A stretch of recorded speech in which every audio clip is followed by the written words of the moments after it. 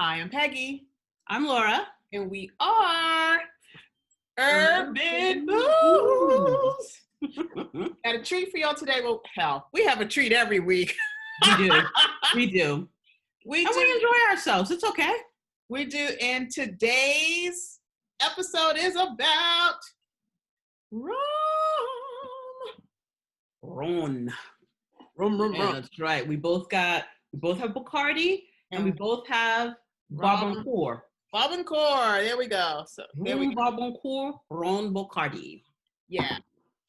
Yeah, we haven't given much love to rum, because wine takes over a lot because there's so many different ones. So we decided, let's do something different. So here we are with rum.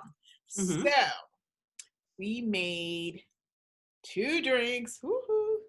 My favorite back in the day, you guys recognize, is mojito. Mm-hmm. And Laura made rum and Coke. I kept it straight because this way I can compare Coca-Cola with the Bacardi, my Coca-Cola with the Barbancourt. Exactly. We wanted to see, was there any difference in taste? They're both aged. Obviously, one is from Puerto Rico and the other one is from Haiti. But yours is the Haitian one. We both have the 8-year-old Barbancourt. Right. And I have a 4-year-old Bacardi. But I think you just have yours is a black Bacardi. Mine is Bacardi Black. It says 1862. We know is aged. We just don't know how long. Right. Right. So here we go. Little, fun fact. I don't know if you guys see. I'm definitely telling my age. If you're I Love Lucy fans, Desi Arnaz, who played Ricky Ricardo, his mom, one of the founders of Bacardi. I'm looking that up. Here's the thing. Maybe his grandparent. It was 1862. It said his mother. Go Google. 1862. His mother, Ricky Ricardo. Desi Arnaz. Let's say he was born in 1920. Okay, 1920s. Right. Okay. So his mother would have been. Let's put her 20 years older than him when he's born. Mm-hmm. That's 1900.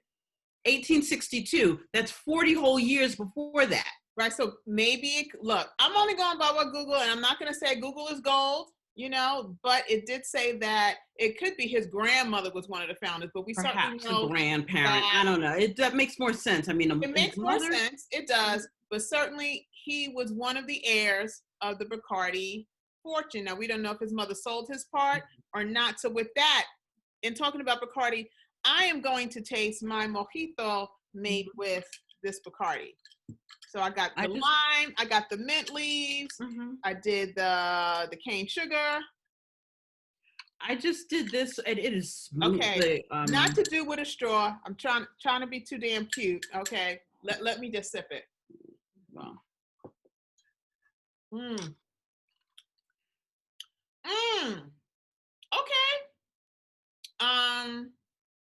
The lime, the sugar, the rum is really, you can taste the age is almost like an oaky. I'm sure that this was an oak barrel. I'm almost sure of that. Probably. That's kind of what they use. But those big barrels, you've seen them in Puerto Rico, those big barrels where the sugar, where they put the cane sugar and it sinks down, that's... Right. Okay, so that was a Bacardi. I mean, one of the things we have to say about Bacardi is marketing-wise and distribution-wise, they're all in the hood, which is why it seems like their name is synonymous with rum, which, Here's the thing with Bacardi. They did their work in the U.S. It was from Cuba. They did a little work in Spain, but they became a big global company, and then Prohibition hit hard, but they kept growing. And they just some kind of way they moved from Cuba to Puerto Rico. That's during the Revolution. That's the 50s. Prohibition was the 20s and 30s, and they kept growing and kept going from that. I mean, they own a lot. I know, and I had an opportunity Bacardi was a client of mine back in the day when I worked for a magazine, and I got a tour, and that was an amazing tour. I love that tour. They didn't do any business with me, okay? They gave me a tour, and they even gave me a free bottle. and at that time I didn't even really appreciate it. I think I ended up giving it away because I was not really drinking rum at that time. But When okay, in my youth, which was well spent, it was not a misspent youth. It was a well spent youth. I used to go to Puerto Rico. Karen will tell you. She was like, "Where are you going this weekend?" I'm going to San Juan. She was like, "Again?" Yes, again. I loved it. I loved it down there. And really? I went to take the tour, and they sat out with me. We did the tour, and you're looking at the sugarcane fields, Mhm. and By yourself? I was with my friends. Okay. Okay. I'm gonna say, damn. I went with my girlfriend. It was like, we have a long weekend coming up. What are we going to do? Let's go to Puerto Rico. And it was so reasonably priced. I mean, I don't think we spent more than $500-600. And I'm talking airfare, hotel, Wow. and what you're going to eat. You got $100, hit the casino, go to the club. You'll be all right. We're only there for 3 days anyway. Right. How much food do you need? And that's what it was. And we took the tour, and I enjoyed it. I remember that day I have pictures. I might put the pictures in here. That would be cute. That would be cute. Let's give some time to Rhum Barbancourt. That was our Bacardi moment. Oh, that's our Bacardi moment. Yes. Now let's see the Rhum Barbancourt. I did not know. Yes, because Bacardi was the thing, and it wasn't until I met my husband that I found out about Rhum Barbancourt. Right, and of course I found out about it through you.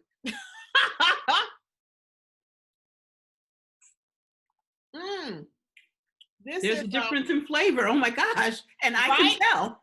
Oh my God. I'm not going to say it's a bad different. It's a different good. I think each had their different merits. But right. This is a cleaner. It's a cleaner. I don't get the oak. So obviously, they're not soaking it in wood, but it's a very refreshing taste. Theirs is 8 years old too. The older the rum, the smoother it's going to be. It is smooth. Mm-hmm. It is smooth. I'm trying to see it in the. Well, I was afraid of because one of the things they say is that to gently muddle your mint or else it'll make the drink bitter. So I was very careful about that. It didn't. I think it rises to the occasion even above the mint. This is why this used to be my drink of choice. I was trying to be cute back in the day when I was drinking a little bit. And I was like, give me a mojito. Well, my girlfriends and I, we would go out to dinner first and have like this big traditional, I get my beans and rice, get my, a piece of fish. I almost drank the whole thing. Right. And then after that, we would go to the club after we had dinner. So now you have food on your stomach. And it was always rum and coke. And I always felt like my Spanish improved exponentially because I was listen. Mira, ven aquí. I know. Yeah. I think I'm trying to remember where chronologically, I think I started from White Zinfandel to Kia Royale. It was like, and then I think like Mojito was around there because I love the name. And of course, this was actually the Bacardi that I grew up on. Plain old white Bacardi, Superior, plain Blanco, and put that in some Coke and a lime, and I'm in the club and I'm happy, and there it is. Yeah, see, I was introduced to Palo Viejo. Maybe we'll visit that because that's what I was accustomed to growing up in the Bronx, seeing that more so than Bacardi. The Barbancourt has an after. Yeah. It has a little something. There's a something there. It's a roundness. It's like an overall experience, like where it wraps around you. Yeah. I can see this in a picture during a backyard soiree. And I can see this straight because I'm scared of straight. I haven't gotten there yet. Painful burn. It doesn't have no burn. It's like a nice. It's like wraps your tongue or something. Yeah, right? yeah. Well, my husband used to, he would have this in the house. Don't touch his rum. I don't know. Right. What's the big deal? Right. So he keeps it in the house, and then his kids were like, oh, this is good, this is good, this is good. You got the good stuff. And he's like, yeah, don't touch it. So then I touched it, and I was like, oh, Oh, That's why he said, don't touch it. touch it. This is good. Yeah. It is different. Whereas I think Bacardi, the white one, is I don't want to call it basic. I don't want to call it all purpose, but it's a great introduction to rum. But the Barbancourt, but I like this one too. This one definitely tastes different than the white. It tastes different, but it's not a bad taste. It's like you can see where rum goes in a different direction. Mm-hmm. You know, it was, just how it was treated. I think like anything else, when a wine that's in a barrel, oak barrel, versus a wine that's in a steel vat, it's a difference in flavor. It doesn't make either bad. It, in fact, makes it very, very interesting. Like I think like all rum stays I like them both. I'm pretty sure I'm pretty sure rums stay in barrels. They cut the cane, they lay it, they put it in those big. But then the question is, where does Rhum Barbancourt go? Because there is somewhere, because this has there's not an aged woody taste to it. So it'll be really interesting. But the bottom line is this would even be a good rum to start with. The price points on these are very different. Yeah. Right. So that's why the Bacardi is the starting spot, and it's a good place to start in terms of your budget. Right. But when you're Bacardi white, like we are, we could pay a couple more coins for. I don't know if he's gonna, he's gonna appreciate me having been in here. And then we have this. I had it once before, the Dominican Brugal rum. It's this one. I'm not drinking it tonight. You see what's left, right? Oh, well, it's nothing left. It's a swallow. It's not even a swallow. It's Dominican rum. Oh, okay. This apparently is the stuff too. So. Oh, well, you know what? I mean, look, I would say based on what you have in your budget, I would always suggest, I think I've even cooked with this. So I cook with this. I tried it. This was the first time I actually tried to drink it, and I enjoyed it. What do you make with that? Is that for your glazes on your cake? The glaze is on my cake. Okay. I'll do that. That's what I do most of it with. And I'm trying to remember. I think I had also put it in my coquito. Okay. I think that's what it was as well, which is probably why it's still here, because I don't use it that much, but I had it here.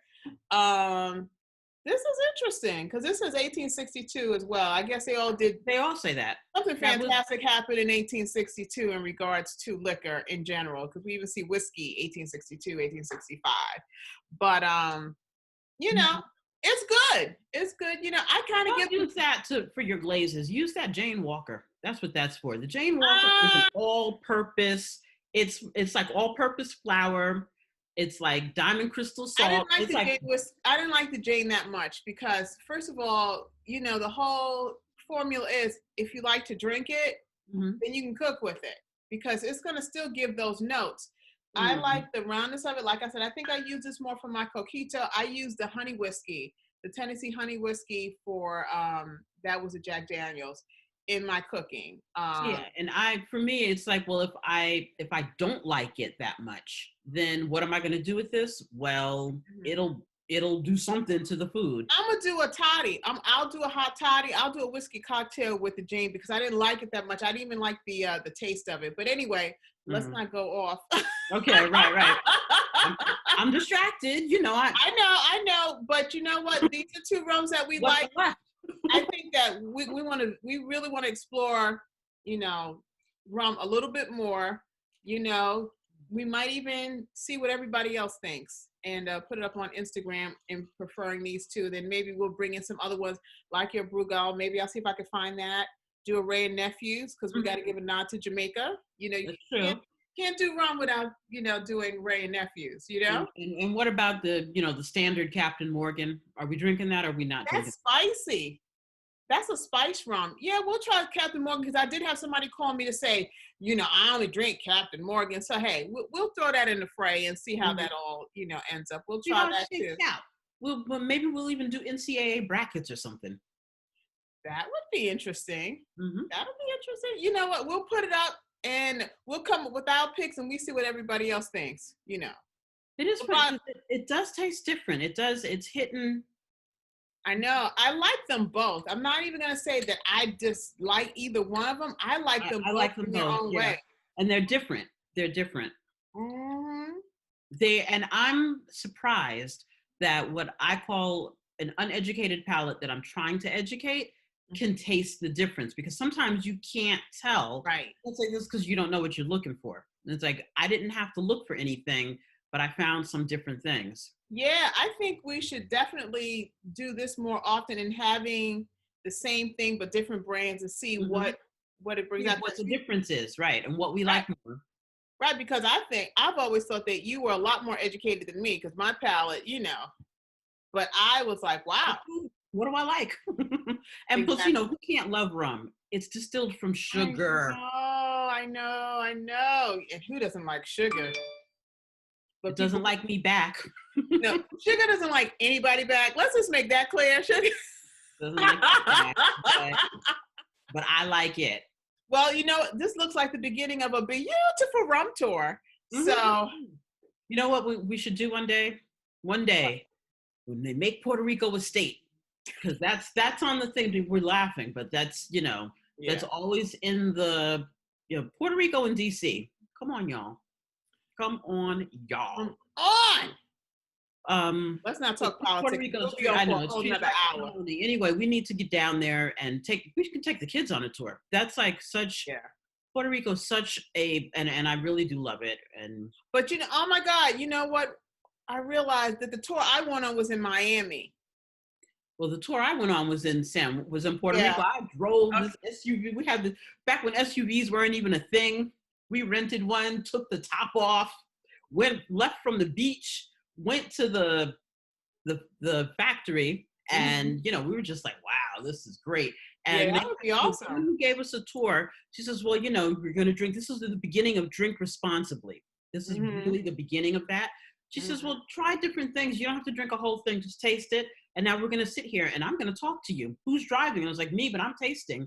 So they let us, she sat with us. The bartender and the tour guide sat with us for hours until she felt that I could make it back to the beach. Wow. Yeah. That, and the thing is, for that kind of customer service, when it really wasn't a thing, it's like, yeah, they want their customers alive. That would be awesome. I think, you know, once we get past this pandemic, I mean, it would be really awesome to take this little thing that we're doing now and just take it on the road, because there are so many places that we can visit and get appreciation of in terms of the grape, the rum, the whiskey. I mean, I also feel like this is the like the Uncle Nearest is the whiskey of our people. The rum is the alcohol of our people. Yeah. How much of us cut cane? You know, we cut that cane. Okay. That was our thing. So yeah, it's like it's the alcohol of our people. I would love to take tours. Yeah, that would be great. You know, we just got to pray that we get through this pandemic, and we're getting through it. We're gonna get through it. We're gonna make it. A vaccine that I'm not taking a vaccine. You got healthy kids. I got healthy kids. They can try that vaccine on them folk out there. Well, you know, the first couple of phases, you know, they can try with the other folk. But, you know, for sure, we're not going to be able to travel unless we show some certification that we've been vaccinated. So please understand that. There won't be no traveling outside of the United States. So, you know, for sure, you know. So, but until next time, guys, we're going to post pictures of our drinks that we love and see. And I do have 2 different drinks, y'all. I just want to show you that.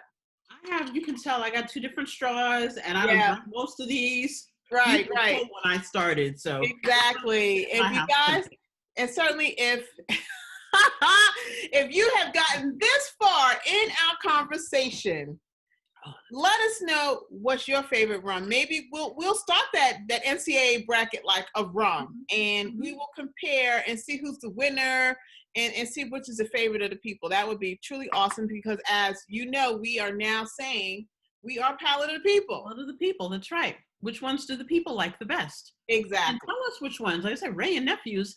Ray and Nephews is a cure-all. That's not just a rum to drink. Ray and Nephews is, I got a little bursitis, slap some Ray and Nephews. Well, that's hysterical. And that, you know what? I would like to know what rum is made with the rum cake. What was the name of that company that everybody bought the rum cake from? Tortuga? I don't, yeah. Listen. I tasted the best rum cake, but it was 20-something years ago, and it was amazing. I'm going to try to figure out how to do that. Does Karen not send you a rum cake? No. I don't want fruit cake. I'm talking about No. Does Karen not send you? First of all, it's Peter, and it's not. It's Peter, but she got him on that. Do they not send you black cake? No, I don't want black cake. I had black cake before. There is this one that's a butter golden rum cake that this woman used to send when I worked at Jet Magazine. It was a beautiful golden butter pound cake that was soaked in rum, and it was amazing. And I think it was La Tortuga, if I'm not mistaken. I'm gonna look it up now because I want my goal, since I'm quarantine cooking, I'm gonna see if I can replicate that and see what rum she used.